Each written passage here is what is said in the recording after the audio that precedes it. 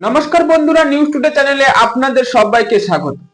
KL রাহুলকে নিয়ে যে কেকেআর বেশি ইন্টারেস্টিং দেখাচ্ছে সেটা পরিষ্কার আপডেট দেখেই বোঝা যাচ্ছে। কিন্তু এর আগের ভিডিওতে আমরা আলোচনা করেছিলাম যে কেএল রাহুলকে চাইছে কেকেআর, তার পরিবর্তে দিল্লি ক্যাপিটালস সেই রিঙ্কু সিং এবং বরুণ চক্রবর্তীদের চাইছে। তারপর একটা আপডেট এলো কি না, সেই সুনীল নারিন এবং আঙ্কিত রঘুবংশীদের তার পরিবর্তে হয়তো নেবে। কিন্তু কেকেআর সেই সব ক্রিকেটারদের দিতে চাইছে না, এটা দিল্লি ক্যাপিটালস পরিষ্কার বুঝে গেছে। তাই দিল্লি ক্যাপিটালসের তরফ থেকে যে এটা জানানো হয়েছে যে তোমরা কেএল রাহুলকে নাও, তার পরিবর্তে আমাদের এই সব ক্রিকেটারদের চাই। কিন্তু কেকেআর যে এই দুই ক্রিকেটার এবং সুনীল নারিন, আঙ্কিত রঘুবংশী এবং রিঙ্কু সিং, বরুণ চক্রবর্তী এদেরকে দেবে না, কারণ এরা হয়তো কেকেআর এর ম্যাচ ভরসাযোগ্য ক্রিকেটার। তাই কেকেআর সেই দিল্লি ক্যাপিটালস এর কাছে আবারও আলোচনা চালিয়েছে যে তারা তোমাদের অন্য কোনো ক্রিকেটারের ওপর ইন্টারেস্টিং থাকলে বলো, আমরা দিতে রাজি আছি। সেটা দিল্লি ক্যাপিটালস কি করলো, সেই কেকেআর এর বহু পরিচিত ক্রিকেটার এবার আন্দ্রে রাসেলকে চাইছে দিল্লি ক্যাপিটাল। কেকেআর কি পারবে সেই আন্দ্রে রাসেলকে দিতে? কারণ দিল্লি ক্যাপিটাল যেটা বলছে যে তোমাদেরকে আমরা দিচ্ছি, তোমাদের ক্যাপ্টেন্সি করবে এবং উইকেট কিপিং করবে, আবার ওপেনিংও করবে, এই সব সমস্যা তোমাদের মিটে যাবে। কিন্তু তার পরিবর্তে আমাদের একটি ভালো ক্রিকেটারকে দিতে হবে। এবার পুরোপুরি এফেক্ট পড়ছে সেই কেকেআর ম্যানেজমেন্টে। কাকে ছাড়বে সেই কেএল রাহুলকে পাওয়ার জন্য?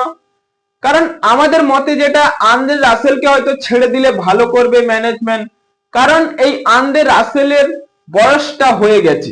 কিন্তু আমাদের ভাবতে হবে সেই ভবিষ্যতের কথা, যে কোনো ইয়ং ক্রিকেটার এসে কেকেআর এর জন্য লং টাইম খেলতে পারবে, সেই সব ক্রিকেটারকে রাখা দরকার। এবং আন্দ্রে রাসেল তাদের জাতীয় ক্রিকেট বলুন, ইন্টারন্যাশনাল ক্রিকেট, সব দিক থেকে তিনি অবসর নিয়েছেন, শুধু আইপিএল ম্যাচগুলি খেলবে।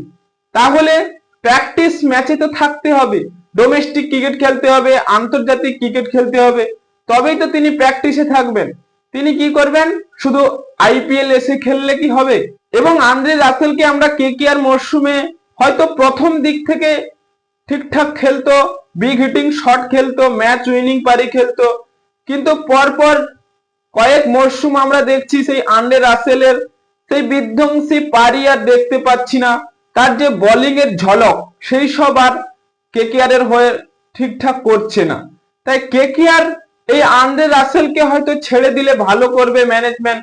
যাই হোক, কেকেআর এর থেকে পুরনো রয়েছে এবং অনেক মরশুম ধরে কেকেআর এর জন্য খেলছে, অনেক স্মৃতি জড়িয়ে আছে। তাই কেকেআর ম্যানেজমেন্টকেও এটাও ভাবতে হবে যে ভবিষ্যতের কথা।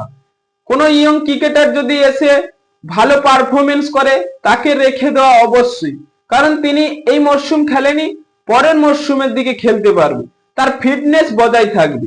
কিন্তু আন্দ্রে রাসেলের বয়স তো হয়ে গেছে, তার কি ফিটনেস এবং সেই অ্যাবিলিটি কি থাকবে?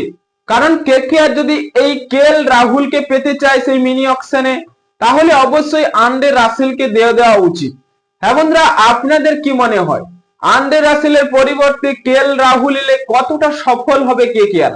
তাই এখনই আপনাদের মতামত কমেন্ট বক্সে লিখে জানিয়ে দিন এবং চ্যানেলটি সাবস্ক্রাইব করে আমাদের পাশেই থাকুন।